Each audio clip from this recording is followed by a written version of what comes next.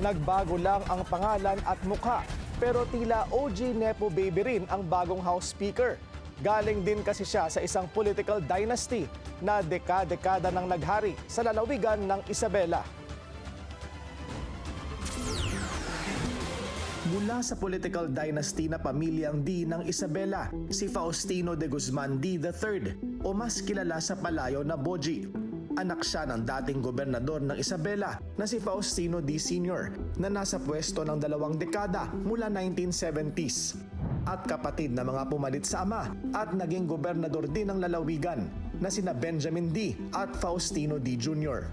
Issue laban sa pamilya D ang pagkakasangkot umano nito sa illegal logging na dokumentado sa librong Power from the Forest ng journalist na si Marites Vitug.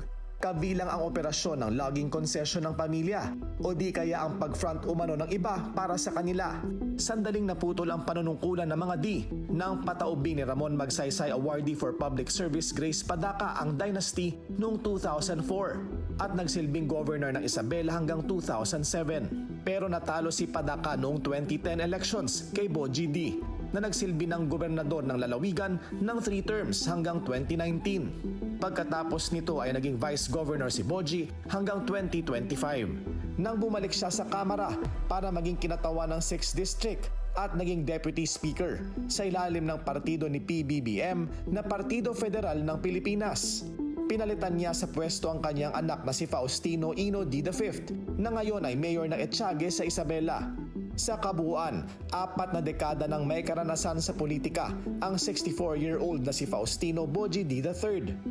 Naging kabataang barangay chairman, barangay captain, vice mayor at mayor ng Kawayan noong 90s at 3rd District Representative ng Isabela mula 2001 hanggang 2010 bago bumalik sa Kamara ngayong taon. Sa kasalukuyang 20th Congress, kasabay na nagsisilbing congressman ni Boji ang mga pamangkin na sina Ian Paul D. ng 3rd District ng Isabela at Faustino Michael Carlos D. III ng 5th District. Kasama nila ang iba pang mga D na nakapwesto ngayon sa lalawigan, kabilang ang Vice Governor na si Francis Faustino Kiko D. at mga Mayor at Vice Mayor ng Kawayan City, Mayor ng Etiague at Bayan ng San Miguel.